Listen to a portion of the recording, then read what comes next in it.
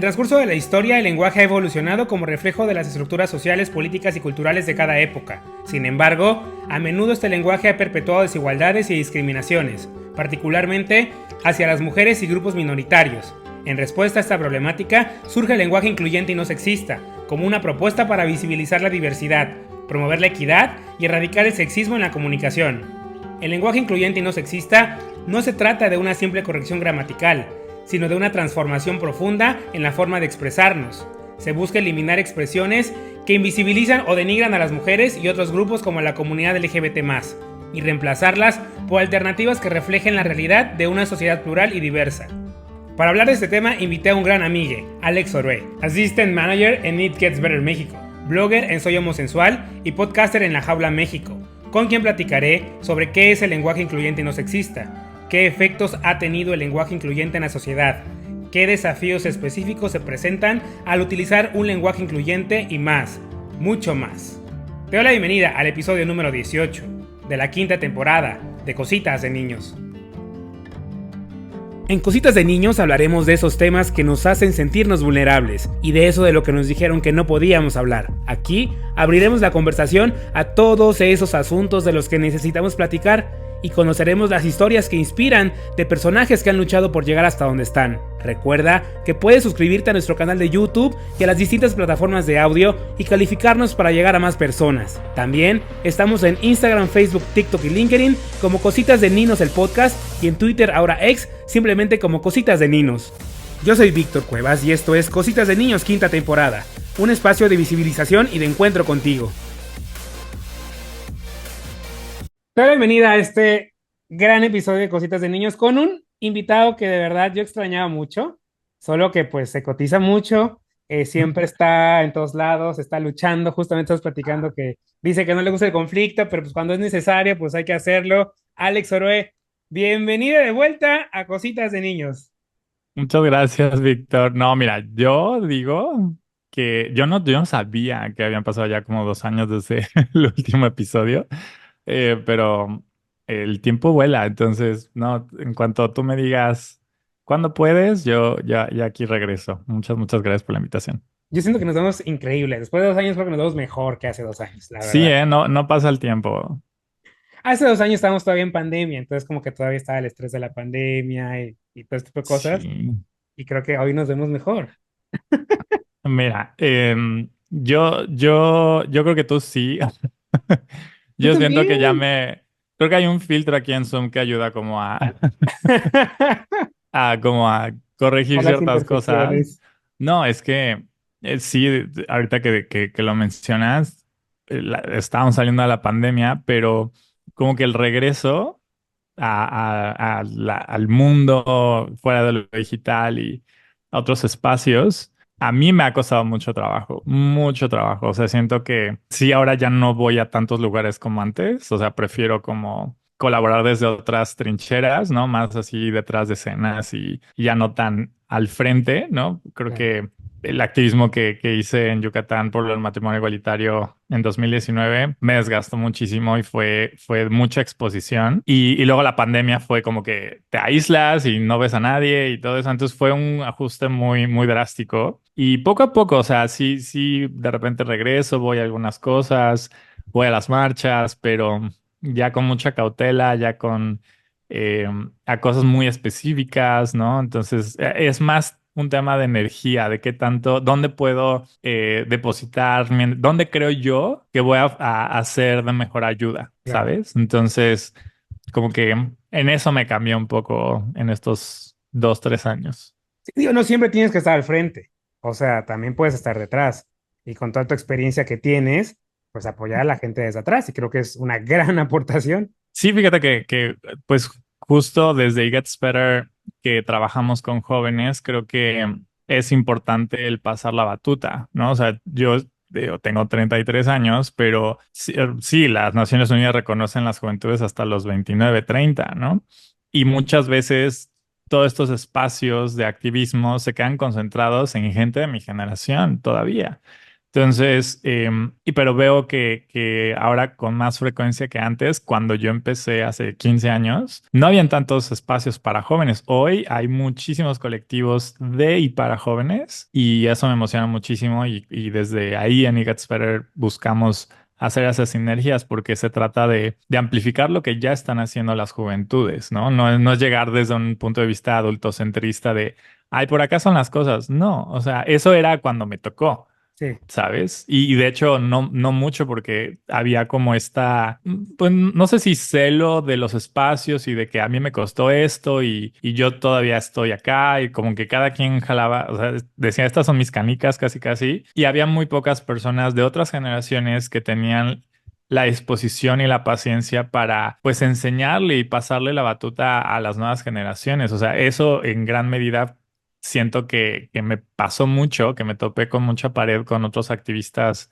de otras generaciones y que dije, eso yo no lo voy a replicar, ¿no? Al menos conmigo justo, o sea, el tiempo que pueda, que tenga yo que jalar la carreta lo hago, pero después hay que seguir en paralelo capacitando y empujando a más jóvenes que quieran hacerlo, a que lo puedan hacer y con los recursos que a lo mejor a mí me hubiera gustado tener, ¿no? En su momento. Es lo bueno porque tú ya puedes ver en tu experiencia lo que no querías hacer y cómo no querías hacer. Y creo que eso es muy bueno y aparte con las juventudes que tienen muchas ideas y muchas veces a nosotros nos tocó todavía, ¿no? De que decían, no, es que es así y tú, lo que tú digas, pues puede que no sea viable, ¿no? Es así. Es que bueno que tú incentivas a que pues, las juventudes propongan y ya nada más tú les das como la guía de, a ver, puede ser por aquí o puede ser por acá, pero ustedes decidan, al fin y al camino, el punto es incentivarlos, ¿no? Y aprovechar el talento que tienen. Que hay mucho, la verdad. Demasiado, sí.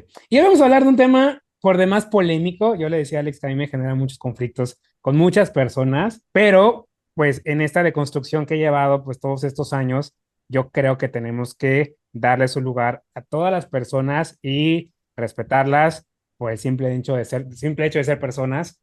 Y vamos a hablar del lenguaje inclusivo, que ahorita vamos a corregir si es inclusivo, incluyente, no sexista, como es. Y pues comenzamos con esa pregunta, Alex. Lenguaje inclusivo, lenguaje incluyente, lenguaje no sexista, ¿cuál es el término correcto? Creo que cualquiera está bien, o sea, es más el sentido de incluir justo, o sea, de que hay un lenguaje justo que busca traer a la gente a la conversación y no excluirla. Que originalmente inicia como el lenguaje inclusivo y no sexista, porque justo eso estaba pensado principalmente en temas de paridad de género, de reconocer a las mujeres en los espacios, ¿no? Porque nuestro lenguaje en el español, pues todo tiene un género y muchas veces se piensa, o de hecho, esta es un poco todavía la doctrina de instituciones arcaicas como la Real Academia Española, arcaicas en el sentido de cómo luego mucha gente las defiende de que, ay, esto es lo que dice la RAE es la ley, Sí, cuando están más para documentar cómo el lenguaje es usado por la gente hispanohablante en todo el mundo, ¿no? Y entonces ahí el plural suele ser en masculino, por ejemplo, ¿no? Y puede haber una sala llena de mujeres y con solo haber un hombre ya se tiene que hablar en masculino. ¿Por? claro. Esa siempre ha sido mi pregunta, ¿no? De por qué la presencia de un solo hombre como que invisibiliza al resto de las mujeres, aunque sean mayoría. Pero aunque fuera una sola mujer, el tema del lenguaje inclusivo en ese momento, al inicio, como se le conocía, y no sexista, era justo para reconocer la presencia y participación de las mujeres en el ambiente laboral, en la sociedad, en la cultura, en todos lados, en cualquier espacio, ¿no? Reconocer sus aportaciones, porque hay muchas aportaciones que en particular a las mujeres no se les reconoce, ¿no? Entonces, pues, de ahí viene y evoluciona al lenguaje incluyente por esta perspectiva de incluir a todas las personas desde una mirada más allá de lo binario, ¿no? Y aquí es donde entramos a conversaciones sobre identidades de género, que todas las personas tenemos una. La mayoría o gran parte de la población son cisgénero, que quiere decir que no son trans, o sea, que lo que se les asignó al nacer es con lo que se identifican. Pero vemos muchas personas cuyo caso no es eso, ¿no? Entonces, las personas trans, y ahí viene incluida las personas no binarias, podemos caer fuera de las categorías de hombre y mujer, ¿no? Entonces, el lenguaje es bastante limitado, pero el lenguaje también evoluciona y eso es lo bello, ¿no? Cuando hace rato hablando de el tiempo que llevo de activismo, en mis inicios, estas conversaciones no eran tan sencillas de encontrarse, ¿no? De tenerlas. No había lenguaje como tal. No quiere decir de que no existiéramos. Simplemente que conforme más documentamos las historias, las experiencias, los casos de vida, pues podemos justo entender que hay muchos otros matices que simplemente el lenguaje en ese momento no tenía como la amplitud para expresar justo esas vivencias. Entonces, y como decía, el lenguaje, el español, pues tiene esta carga de género muy pesada en todos los sentidos, cosa que, por ejemplo, en inglés no sucede. Y pues a la hora de buscar términos neutros, ¿no? Que puedan dar esa visibilidad a identidades no binarias, pues el neutro se vuelve no complejo, pero nuevo para mucha gente, ¿no? Entonces, y creo que para las personas que se topan con este tema, ¿no? De los pronombres y de que el lenguaje incluyente y todo, o sea, pareciera que se les bota la canica simplemente por una palabra, ¿no? En neutro. Cuando muchas palabras ya las tenemos en neutro, y simplemente como, pues, los pronombres, ¿no? Artículos en nuestra gramática se ajustan, ¿no?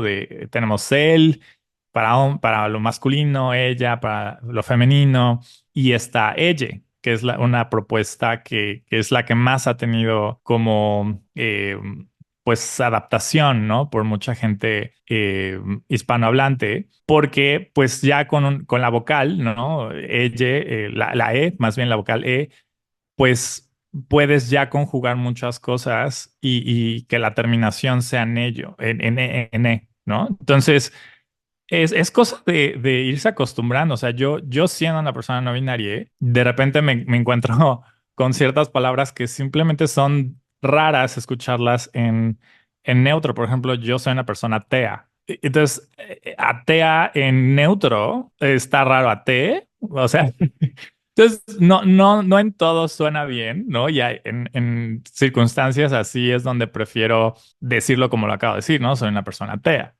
¿no? Eh, y ya le cambias un poco el sentido a la carga masculina que tiene nuestro idioma. Entonces, y yo que en particular, habiendo crecido como varón, ¿no? Que así se me educó, se me intentó educar así, pues todo lo masculino es un poco un trigger, ¿no? Es algo que me incomoda mucho cuando lo hablo en primera persona, ¿no? O sea, yo uso él y ella como pronombres. Y cada persona no binaria puede tener una lógica muy distinta. O sea, por eso es tan importante justo hacer las preguntas que decías al inicio, ¿no? De conocer qué pronombres la gente prefiere, cuáles usa, porque cada quien te puede decir un motivo muy diferente. Digo, para empezar, nadie debe una respuesta a por qué usa ciertos pronombres, que, lo quiero dejar en claro. Yo lo comparto porque pues, soy activista y me dedico justo a sensibilizar a la gente en estos temas. Y mi razón por ahora es, o sea, yo me siento más cómodo en lo neutro, pero también sé cómo la gente me llega a leer en la calle, ¿no? O sea, porque también la expresión de género a veces pareciera que quienes somos no binarias no somos lo suficiente no binarias y que le debemos una apariencia andrógina a la sociedad como para que la gente diga, ah, pues sí, no es ni uno ni otro, ¿no? Cuando no, hay un abanico muy amplio de experiencias y de cómo la gente se expresa y que puede variar en el transcurso del día y de las semanas, ¿no? O sea, hay momentos en donde me siento más cómodo con cierto tipo de ropa y con cierto tipo de expresión y muy diferente en otros días, ¿no? Y creo que lo bello de nuestras identidades es de que podemos expresar cómo nos sentimos cuando querramos, sin las ataduras de, esto es de niño o esto es de niña, ¿sabes?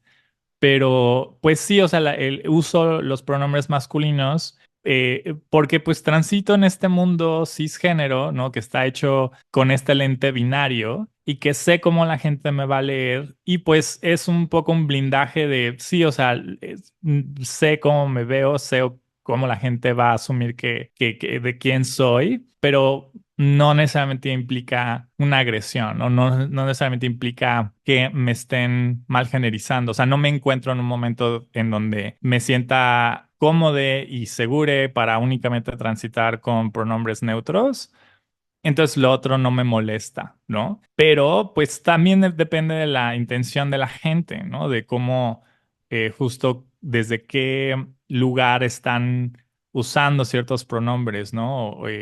Y se siente, se sabe, ¿no?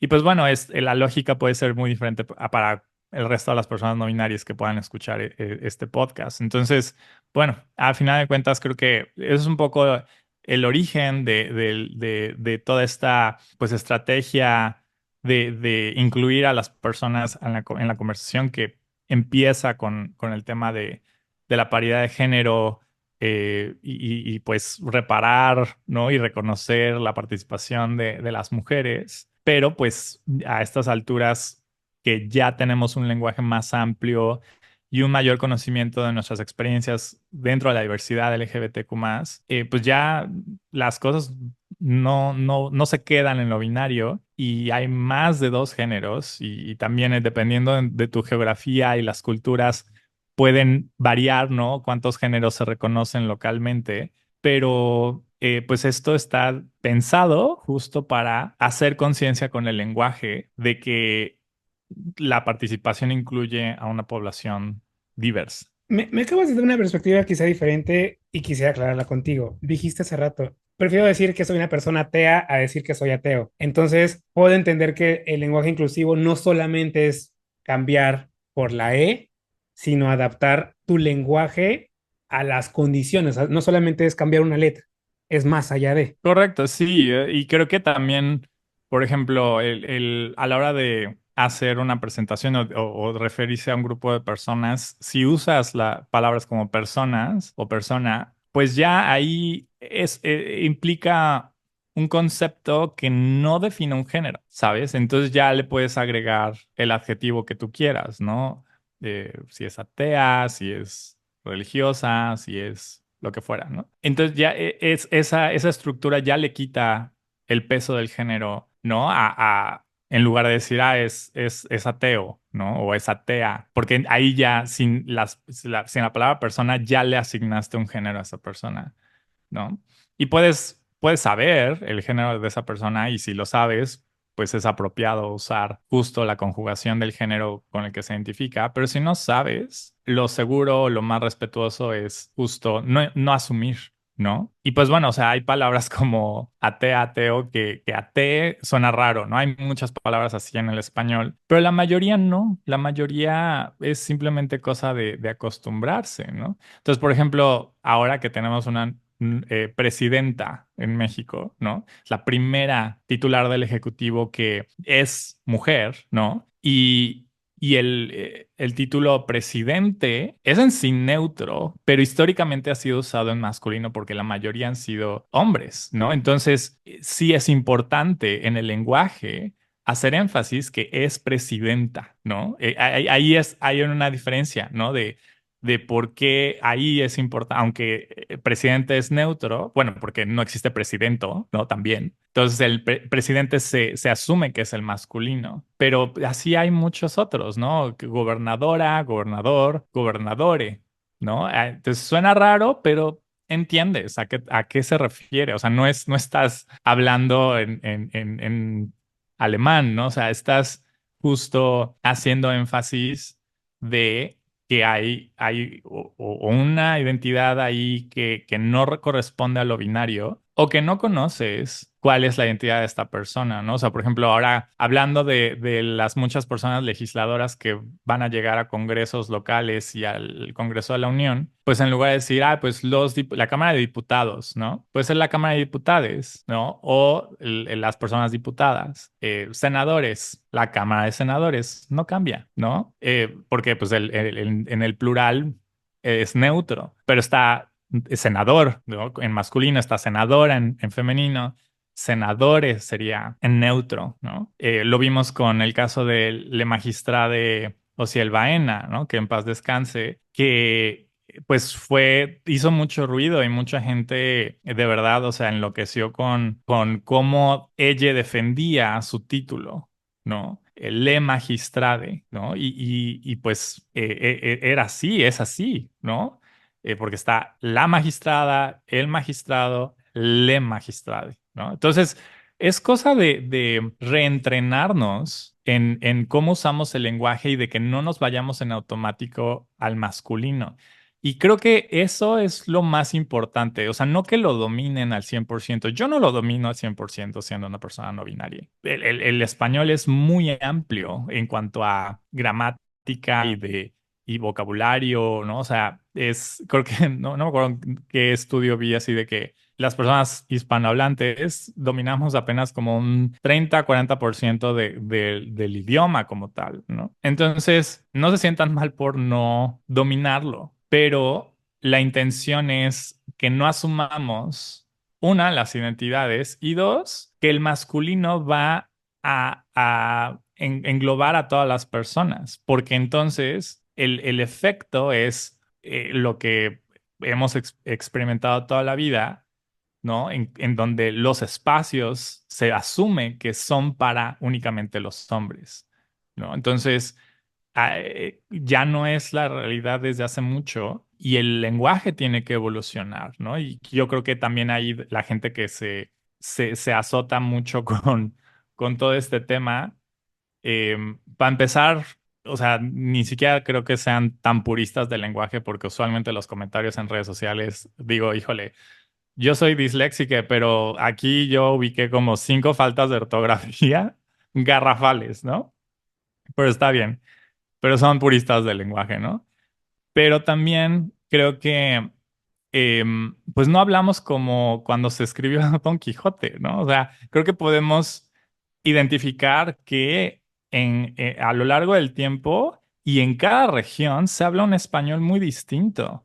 El español que hablamos en México y que también hay muchas regiones donde el español suena y se escribe diferente, ¿no? O sea, no es lo mismo el español yucateco al español regio, al español tapatío, ¿no? O sea, como que hay sus variaciones, ¿no?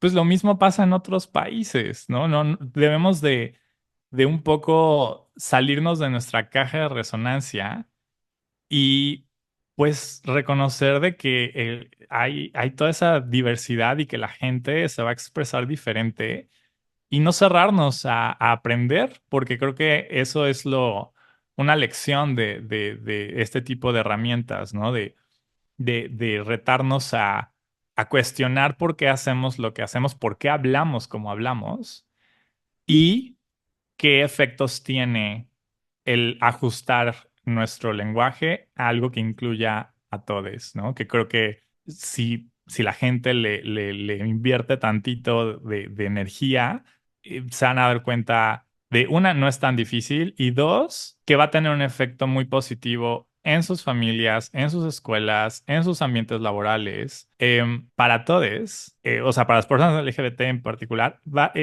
por ende, por lo general va a ser seguro el ambiente para todas las personas. Entonces, no le veo, pues, lo negativo a esto, ¿no? Más allá de que sí te bugueas un ratito cuando empiezas a conjugar las cosas, ¿no? Pero es natural. Como dices tú, ¿no? El punto es que haya la intención de cambiar, ¿no? O sea, si te equivocas, no importa. El punto es que se vea que tú quieres cambiar. Entonces, creo que es un primer paso, ¿no? Convencerse de hacerlo y empezar a intentarlo, ¿no? Acercarte a personas que de cierta forma lo manejen de tiempo atrás y que te ayuden como a irlo desarrollando. Y una pregunta que para mí es bien importante, que ya has hablado un poco al respecto, pero sí me gustaría mucho aterrizarla, sobre todo para todas las personas que critican mucho el uso del lenguaje inclusivo, es, pues, ¿cuál es el papel que juega el lenguaje inclusivo en esta lucha contra la discriminación y la desigualdad? Pues el papel es justo que hay un reconocimiento de las personas que están en el espacio o participan en el tema particular que se trate, ¿no? En temas de discriminación, en nuestro país, y creo que en todos lados, pero en particular aquí en México, lamentablemente tenemos una perspectiva punitiva, ¿no? De que hiciste mal esto, castigo, ¿no? Y sí hay momentos en donde eso tiene un lugar, ¿no? Para reparar el daño en particular. No soy partidario en temas de discriminación en particular, que no sean como casos extremos donde sí implique incluso que se haya dado otro delito, ¿no? Como que sí amerite una medida penal, vaya, ¿no? Matar a alguien o robar a alguien o lo que fuera, ¿no? Tortura, etcétera. Ya existen esos delitos, ¿no? Y están, pues, contemplados en la ley, pero solemos pensar que únicamente castigando a la gente va a entender. Y la verdad es de que hay una deuda muy fuerte en lo que se refiere a medidas de prevención, que es lo educativo. O sea, no quieres llegar cuando ya hay víctimas, ¿sabes? Tienes que llegar para prevenir a que existan víctimas, ¿no? Y eso implica sensibilizar particularmente a hombres, ¿no? En nuestra sociedad, que son principalmente quienes van a agredir, ¿no? A otras personas por estadística, pero pues también el machismo en en nuestra cultura es muy evidente, ¿no? Y no porque las mujeres o las personas LGBTQ más no seamos capaces, ¿no? Pero usualmente las violencias vienen desde esta perspectiva machista, patriarcal, ¿no? Entonces, creo que en el tema de la no discriminación, el lenguaje incluyente justo nos va a ayudar muchísimo a cambiarle el chip a la gente, ¿no? Pues cuando se refieran a ciertas poblaciones o a una audiencia, ¿no? O a un ambiente, a una empresa, dentro de una empresa, con sus colaboradores, que haya esta reflexión de cómo hacer sentir incluida a todas las personas, en automático te va a hacer pensar, en cuestionarte al menos, ¿no? En qué otras cosas, o sea, ya con el lenguaje lo haces, ahora cómo aplicas estas políticas o medidas de preventivas, ¿no? O en caso de que haya un caso de discriminación, cómo actúas con estos protocolos. Entonces, sí es algo que te ayuda a iniciar la conversación y que si tú lo usas cotidianamente para la gente para quienes sea esto nuevo, sí se van a cuestionar en ese momento así de, a lo mejor de manera despectiva al principio, así de qué le pasa, ¿no? Pero se van a preguntar por qué lo está haciendo, ¿no? Y ya con eso es un avance, ¿no? No hay, ahí no acaba, evidentemente, pero creo que es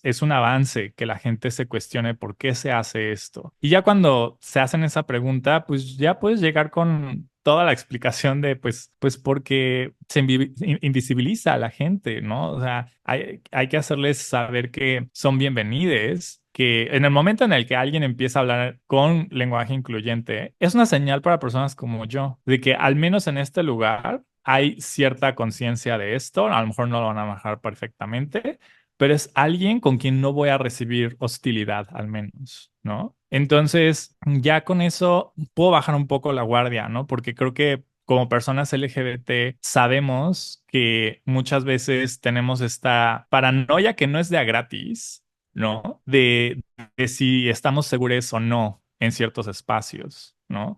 En la vía pública, en el metro, en el cine, o sea, hasta para ir a baños públicos, ¿no? Creo que es un ejemplo muy tangible para muchas personas, en particular mujeres trans, ¿no? Entonces, saber que alguien usa este lenguaje en ciertos espacios es una señal, así como pues durante la pandemia que se popularizó que pues pones tu nombre en Zoom y agregas tus pronombres, ¿no? Seas o no LGBT, eso ayuda es una señal, ¿no? Como cuando la tía cambia la foto de perfil a una con un marco o un filtro de Pride, ¿no?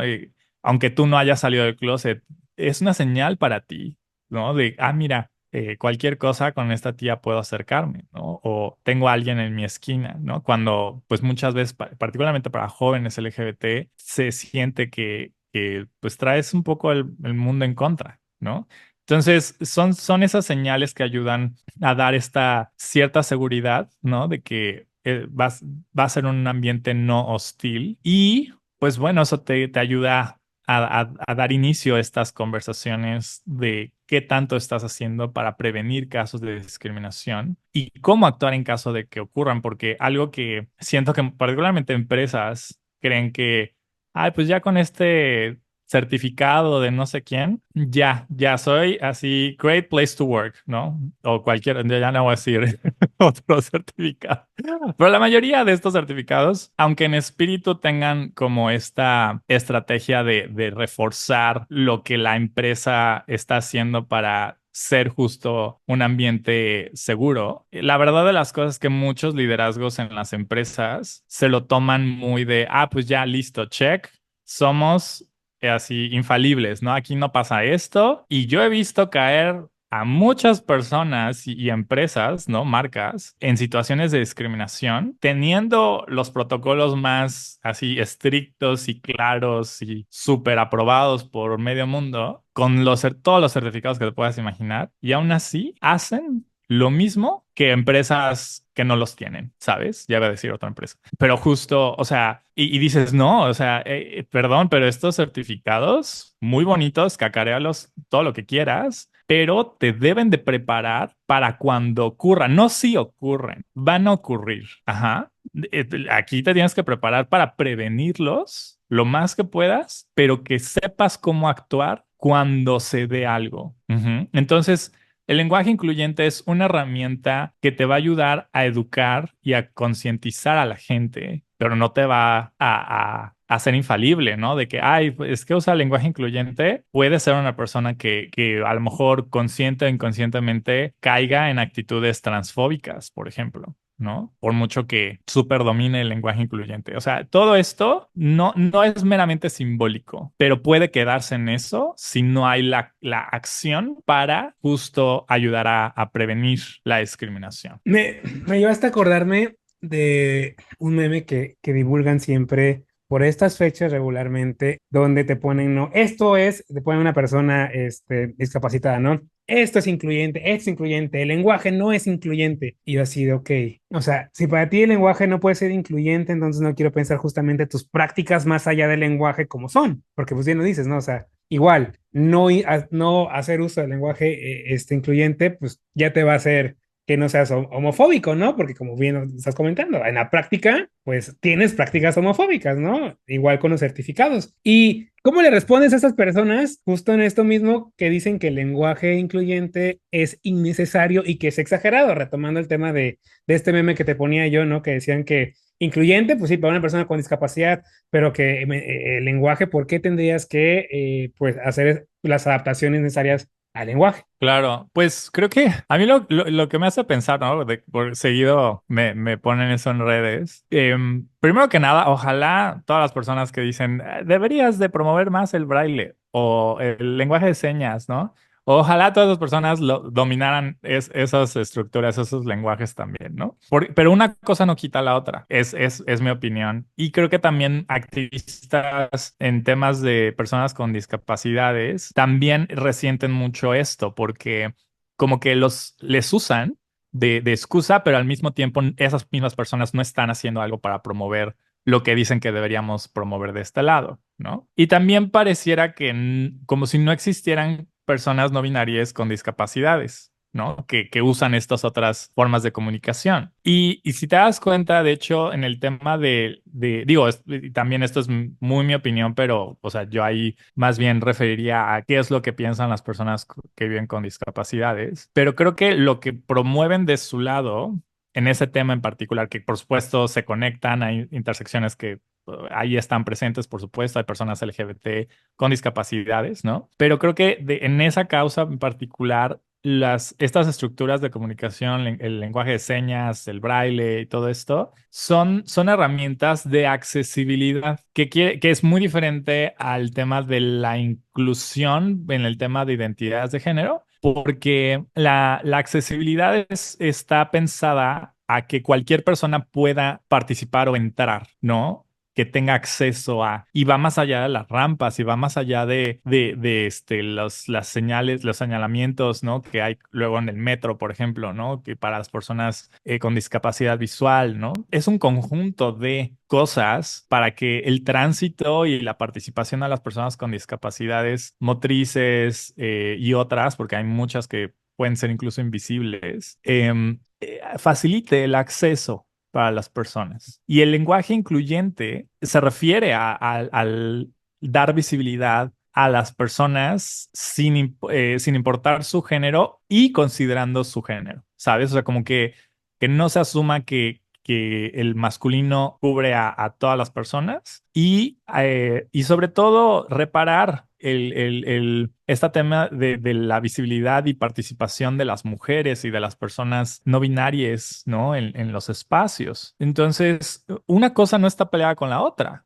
Y hay personas con discapacidades que son LGBT y que usan ambas, ¿sabes? Entonces, claro, hay que promover el uso del lenguaje de señas y de todas estas medidas de accesibilidad para las personas que viven con discapacidades, por supuesto. No, eso no quita que también es importante dar visibilidad en cuanto a temas de género, ¿no? Porque del tema del género, el combate es contra el patriarcado, contra este sistema que oprime a todas las personas que no son hombres, ajá, o que no encajan en la categoría, en el estereotipo de lo que es un hombre, ¿no? El lenguaje de señas y el braille y todas estas otras formas de comunicación son estrategias de accesibilidad para las personas que los necesitan. Entonces, no están peleadas unas con las otras. Ojalá la misma gente que hace ese tipo de comparaciones, pues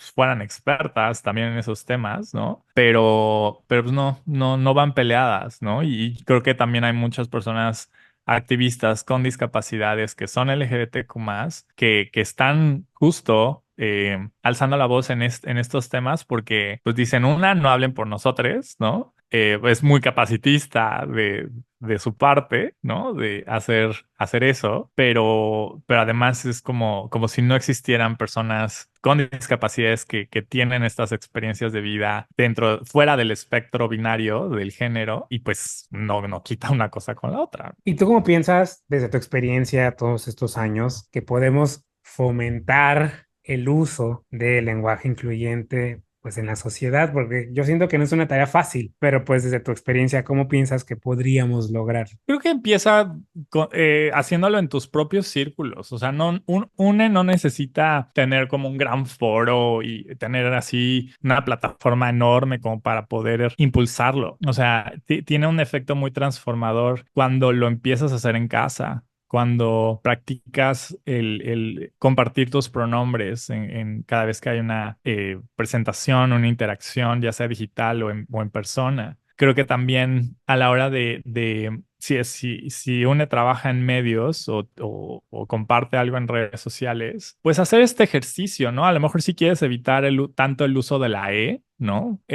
Al inicio, pues hay formas de hacerlo, ¿no? Y hay varias guías, incluso una hecha por el mismo gobierno federal de México de lenguaje incluyente no sexista, que no incluye absolutamente nada del uso de la E, pero te habla de cómo en lugar de decir el director de, es la dirección de. ¿No? O sea, como que hablar más en sustantivos y cosas así, ¿no? Entonces, hay maneras sin usar términos tan neutros con la E, de hacer un lenguaje más inclusivo. Entonces, empiecen por ahí, ¿no? O sea, si están tan peleados con el tema de la E, o sea, eso no va a detener que gente como yo lo sigamos haciendo. Y dos, hay otras maneras, ¿no? O sea, eso no debe de impedirles que tengan esta conciencia. Entonces, háganlo en casa, háganlo entre sus amigues, háganlo en sus grupos de WhatsApp, y eso va a hacer que la gente se cuestione, ¿no? De,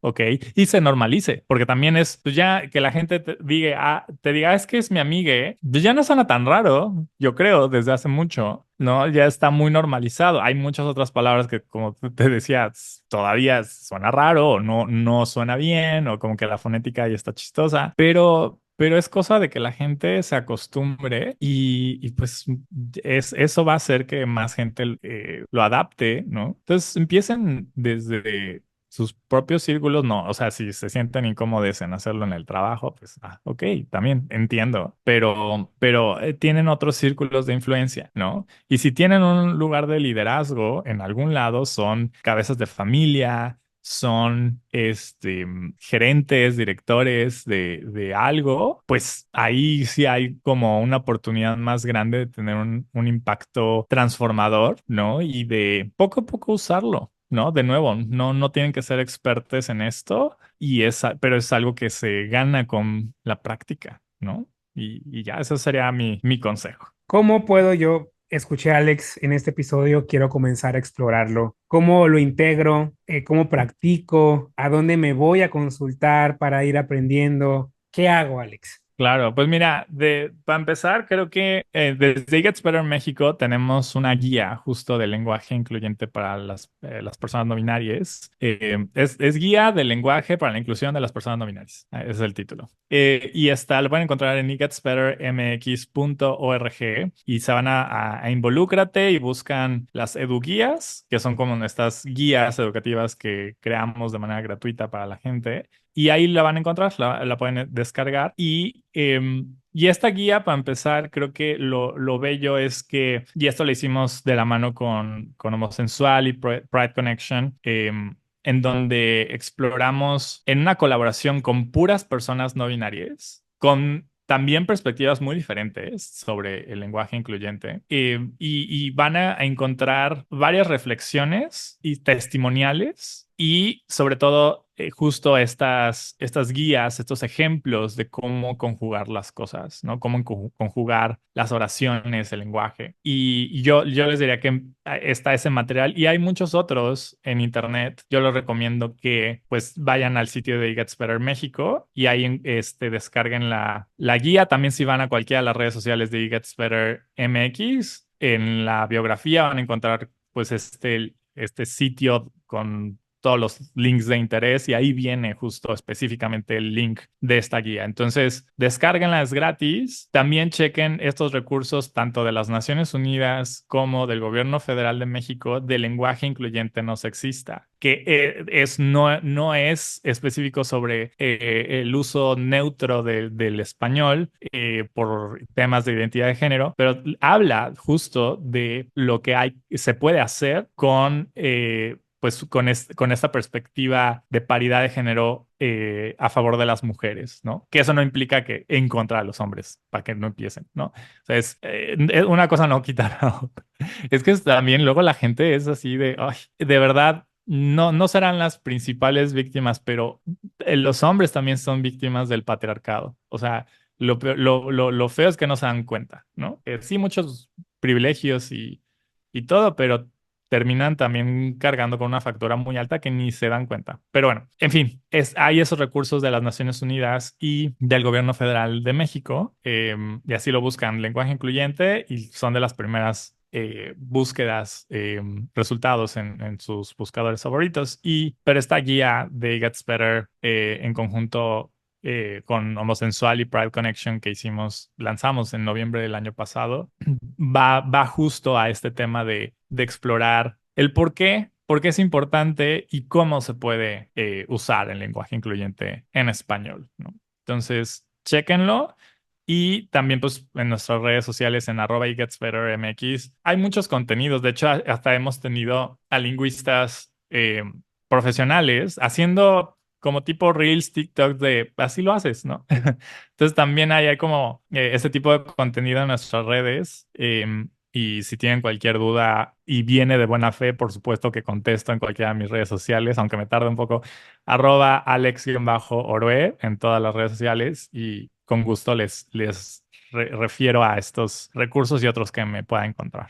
Alex, ¿cuál ha sido el mayor logro hasta el momento, pues, de este movimiento por el lenguaje incluyente? ¿Qué victorias ha habido? Ay, buena pregunta. Creo que como tal, Victoria, siento que la comunidad no binaria hemos podido tener un poco más de presencia mediática, ¿no? A veces por motivos de celebración, como algunas medidas que están pensadas para el reconocimiento jurídico de las personas no binarias, aunque desde mi punto de vista vienen construidas desde un lente cis y no necesariamente beneficia a la comunidad no binaria, como el tema de los pasaportes y las INES con la X, ¿no? En la categoría de sexo, cuando no es sexo, es género, pero bueno.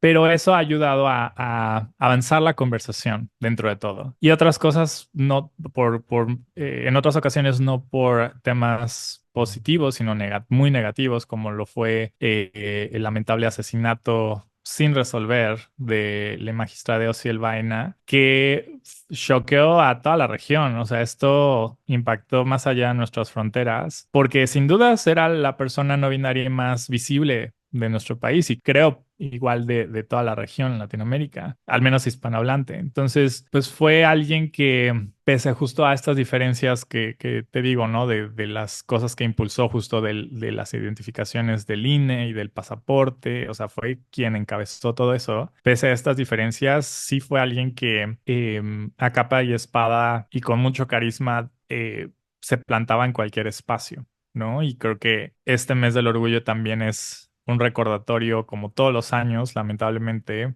de todas las personas que hemos perdido en estas batallas, ¿no? Y de manera muy injusta y sin resolver, que queda impune, ¿no? Lamentablemente en nuestro país. Entonces, pues victorias es una palabra pues difícil porque, como te digo, lo que se ha avanzado no necesariamente ha sido en consulta con el movimiento no binario, que también es como, al menos políticamente hablando, es relativamente nuevo, que aunque esto ya se había dado en otros países como en Argentina, cuando ocurrió en Argentina, la misma comunidad no binaria alzó la voz diciendo de esto no se hizo en consulta con nuestra comunidad, ¿no? Entonces todas estas medidas han sido pensadas desde un lente cis o desde la experiencia de una sola persona no binaria, ¿no? Sin contemplar lo diverso que es esta comunidad, ¿no? Y pues bueno, eso ha avanzado, pero creo que dentro de todo esto lo positivo es de que se habla más de nosotros y en muchos casos no se habla por nosotros, no se habla con nosotros, ¿no? Entonces, eso creo que lo contaría como victoria, pero creo que estamos todavía en una etapa muy verde para hablar de logros en ese tema, ¿no? Pero creo que el lenguaje incluyente, pues vino para quedarse. Yo creo que pese a las resistencias, pues ya lo vemos cada vez más presente en medios, cada vez más presente en el discurso político, en redes sociales, o sea, ya es algo que vino a transformar y hacer que evolucione el lenguaje incluyente, en nuestro idioma, el español como tal. Entonces, pues creo que eso también creo que lo contaría como una victoria. ¿Tú cómo lo ves el futuro? ¿Crees que se va a convertir en una norma habitual, en una costumbre, o va a seguir siendo tema de debate? Creo que siempre, lamentablemente, o sea, como con el tema de paridad de género, Sí. ¿no? O sea, si las mujeres, o que son más, en varios lugares son incluso a veces más de la mitad de la población, están en esa batalla todavía, pues claro que para las personas no binarias eso va para largo, ¿no? O sea, no creo que vaya a dejar de ser tema. Yo creo que sí va a ser algo más mediático eventualmente. O sea, ¿quién iba a decir, por ejemplo, en otros temas como el drag? ¿No? Que desde el espectáculo y lo que son programas como RuPaul's Drag Race, ¿no? Y en México, pese a mis muchas opiniones sobre sus creadores, ¿no? Pero de la más draga y demás, claro que eso ha ayudado a que el drag hoy sea algo mainstream, ¿no? O sea, ya es algo culturalmente respetado fuera de los ambientes queer, cuando antes eso era algo únicamente que veías en espacios queer, ¿no? Y de noche, aparte. Entonces, hoy ya te encuentras con dragas en esto de Drag History Time, ¿no? Leyendo cuentos a niñes. lo cual está genial, ¿no? Y creo que eso es un gran avance. El lenguaje incluyente yo creo que va a tener un efecto transformador en este sentido también, pero para que sea mainstream yo creo que va a tardar, yo creo que no sé si llegue a final de cuentas y no creo que sea necesariamente la meta, ¿no? Yo creo que mientras la gente se cuestione de si la gente está siendo representada justamente en los espacios y en el lenguaje, creo que eso es el objetivo principal desde mi punto de vista, ¿no? Pero pues no creo que, o sea, si las mujeres pasan lo que pasan, ¿no? O sea, las violencias que se vive en un país tan violento, un país tan feminicida, un país tan misógino, pues en temas de homofobia, transfobia, pues las cosas están muy similares, ¿no? Yo creo que creo que está menos estudiado, menos documentado, pero cada vez más, y eso gracias a los activismos, ¿no? Como Letra S, ¿no? Y muchas otras organizaciones que se dedican a documentar crímenes de odio. Pero pues bueno, yo creo que hasta que realmente como país, como política a nivel federal y a nivel estatal, pero también en los sistemas educativos en nuestro país haya una perspectiva de prevención de la discriminación, entonces ahí sí las cosas van a ser transformativas a largo plazo, ¿no? Pero en ese punto no soy tan optimista porque nuestra clase política y nuestros liderazgos están pensados a cuál es la siguiente foto, cuál es la siguiente medallita que te puedes colgar, ¿no? Y pues en temas políticos eso significa que pues en la Cámara de Diputados o sea, tienes 3 años para trabajar en algo, ¿no? Y la siguiente legislatura chance eche para atrás lo que tú avanzaste, ¿no? Entonces es un péndulo político muy desgastante, pero yo creo que tiene que haber esta conciencia en algún punto y haber la presión suficiente para que las cosas que son, o sea, tiene que haber un común acuerdo apartidista, ¿sabes? De decir esto, o sea, la prevención de la discriminación es algo que debe interesar a cualquier persona y que eso sea apoyado transeccionalmente, ¿sabes? Que cada administración amplifique eso, pero pues únicamente vemos un desmoronamiento de ese tipo de políticas porque son caras, sí, porque son a largo plazo también, ¿no? O sea, los resultados a lo mejor tú no los vas a cosechar, los va a cosechar la siguiente administración, pero alguien tiene que empezar. Pero pues eso, lamentablemente, mientras la perspectiva sea de que cuál es la medallita, cuál es la estrella que te vas a colgar y cuál es esa foto, en donde vas a salir, pues creo que el peso de todo eso recae mucho en sociedad civil y no en el Estado, que es quien debería de hacerlo, ¿no? Desde mi perspectiva.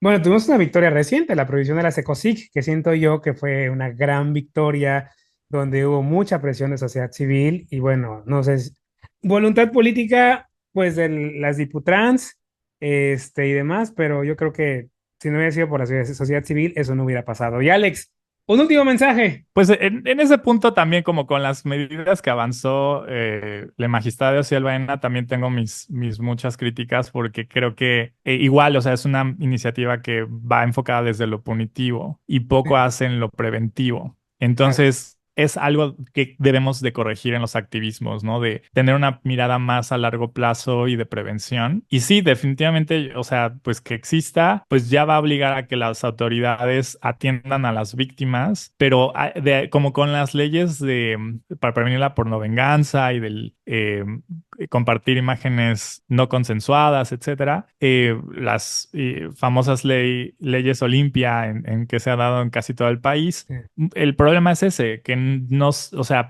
ahí está la ley, pero es tan ambigua en muchos casos y no atiende en todos los espacios en donde eso sucede, que a la hora de judicializar los casos o que alguien denuncie es muy difícil, es muy, muy difícil. Y me temo que con las leyes de COSIC eso es lo que pasa.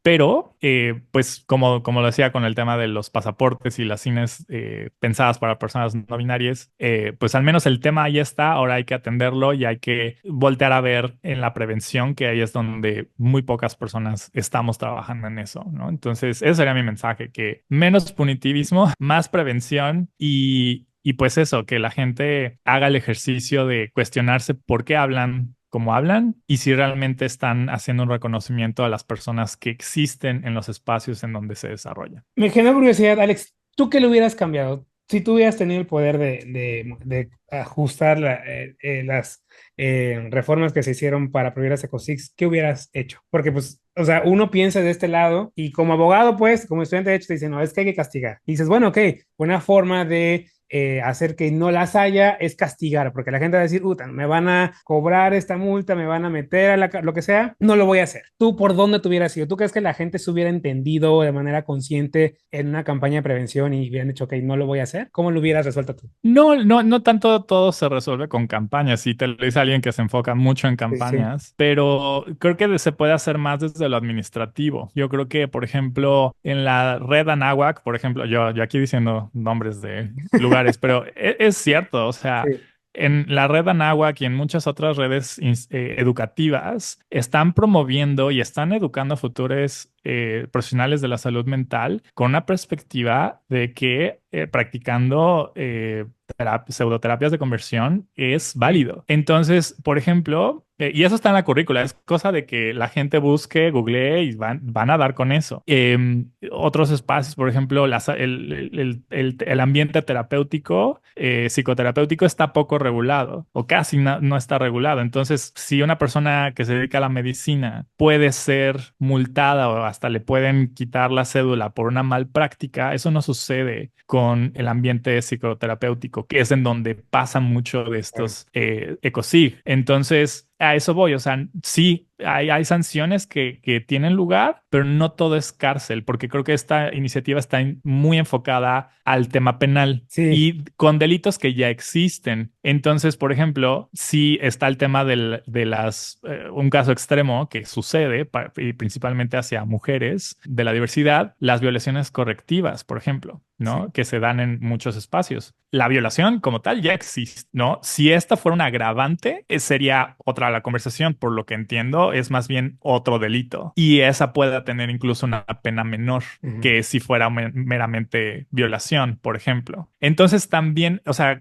a delitos que ya existen habría que pensar en los agravantes que pudieran darse y no crear nuevos delitos como tal, ¿no? Entonces, incluso hasta el tema penal siento que estuvo mal enfocado porque a ciencia cierta veo que fue como un Frankenstein de medidas contra las ecocids que se dieron en otros países a un contexto que no aplica mucho. ¿Sabes? Entonces, salud mental es algo que está muy descuidado. La parte educativa, a quienes están educando a futuros profesionales de la salud mental, eso está muy mal regulado. Igual, yo creo que ahí las autoridades tendrían que intervenir en multar a estas instituciones que promuevan esto. Y también hay muchos espacios religiosos que están fuera del radar. Y también, por ejemplo, en muchos espacios controlados por sectores religiosos, particularmente iglesias católicas y cristianas, que también tienen control sobre centros de rehabilitación para personas que viven con adicciones. Y a lo mejor son servicios que no te muestran en el panfleto, pero que incluso para los servicios que sí muestran en el panfleto, es cosa que se vayan a asomar a cualquier lugar de estos y se van a dar cuenta de las violaciones tan grandes que hay a derechos humanos. Y no, nadie hace algo al respecto. O sea, no hay un interés por las personas en estos centros de cuarto y quinto paso y como pasa con las personas que viven privadas de su libertad en centros penitenciarios. O sea, esos temas a nadie les interesa, o a la clase política en particular. Entonces, y en temas de prevención, justo, o sea, aplicándolo a no solamente cachar a las universidades y escuelas que estén promoviendo esto, que estén enseñando que esto es algo válido y multar y corregir, sino que además meter currícula de lo que sí está aprobado y de lo que está respaldado por todas las instituciones habidas y por haber de temas de salud mental y sexualidad y de pediatría. O sea, hay mucha currícula que podría integrarse y eso son medidas preventivas y eso requiere presupuesto y eso requiere, sabes, que también, o sea, claro, hay que sensibilizar a las fiscalías y eso es mucha chamba, pero ahí ya nada más te habla de cuando hay víctimas. ¿Dónde está todo el presupuesto que tiene que haber para evitar que haya víctimas? Y para desmantelar estas redes, porque hay dinero, hay mucho dinero de por medio en estas redes que promueven las ECOSIG, ¿no? Entonces, es una conversación, o sea, esos serían como los puntos principales en donde hice yo señalamientos en su momento cuando nos invitaron las senadoras a traer estos datos que desde el programa de Hora Segura, este servicio de contención psicológica en IGATSBR México tenemos, y fueron observaciones que hicimos y fueron cosas que se desecharon, ¿no? Entonces, ¿por qué? No asumo públicamente, tengo mis ideas, pero pues a final de cuentas siempre hay esta mentalidad de saquemos esto y luego se corrige. Y la verdad es que eso pocas veces pasa. Y la tarea se vuelve todavía más grande, ¿no? Más pesada, siento yo. Y de nuevo, recarga todo eso en sociedad civil, porque si el Estado no puede atender estos temas, estos casos, porque la gente no denuncia, porque la gente no sabe cómo apoyar, cómo buscar esta ayuda, pues entonces a quienes se acercan a sociedad civil, ¿no? Entonces, en fin, eso, o sea, las iniciativas punitivas tienen muchos puntos ciegos en este sentido de cosas que no contemplan y que para quienes conocemos el sistema penitenciario de este país sabemos que la solución no está en meter a la gente a la cárcel, ¿no? Que de hecho eso es otro tema, o sea, cómo esos son centros de rehabilitación social, cerezos, ¿no? ¿Cómo les rehabilitas? Porque van a cumplir una condena en la mayoría de los casos y van a salir eventualmente en la mayoría de los casos. Y hay mucha gente esperando justicia, esperando que haya un juicio en estos centros penitenciarios. Y la respuesta para cualquier otro tema es cárcel. O sea, yo creo que sí hay lugar para algo así en delitos que ya existen, pero para prevenir y erradicar algo, meter a la cárcel a la gente no es suficiente. Y al contrario, es como le dejas una carga muy pesada a la víctima. Entonces, pues bueno, eso es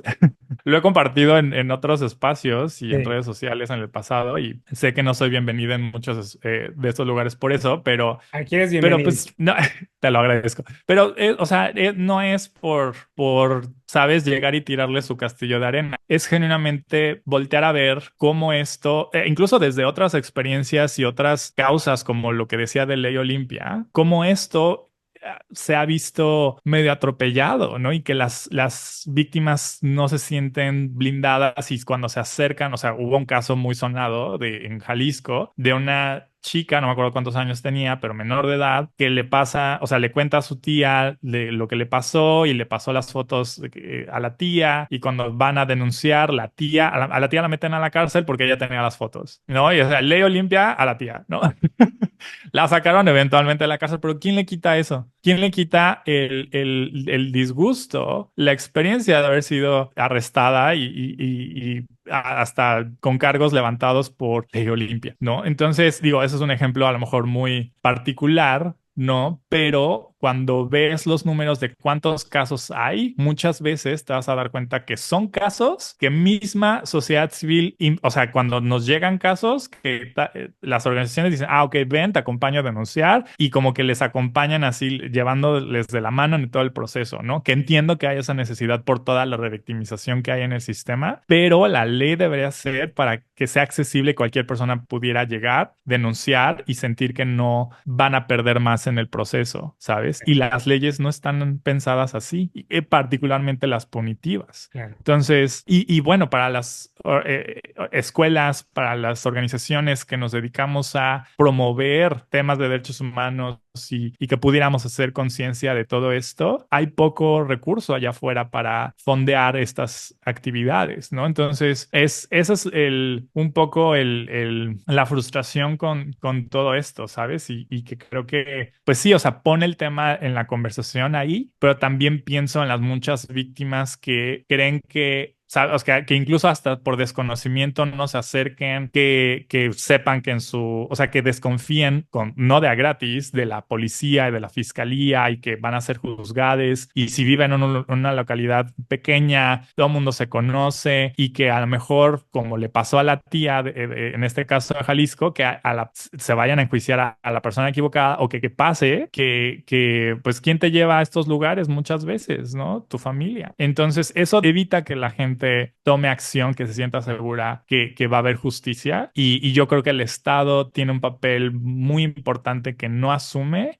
en la prevención. ¿no? De evitemos que haya víctimas y pues simplemente volteen a ver lo que escuelas como la Red Anáhuac hace, ¿no? Y de lo que promueve en su currícula. Ahí está. Estudiantes lo comparten en redes sociales todo el tiempo. Entonces, ¿dónde está la acción ahí? Pregunto yo. O sea, de parte del Estado. Y mencionabas antes de irnos, hay una hora de contención. ¿De qué va? ¿En qué consiste? ¿Qué día es? Gracias. Sí, mira, son todos los miércoles en punto a las 8 de la noche, hora del centro, hora de Ciudad de México. Y ahí tenemos a un grupo de profesionales de la salud mental dedicadas a dar contención a cualquier persona que lo necesite.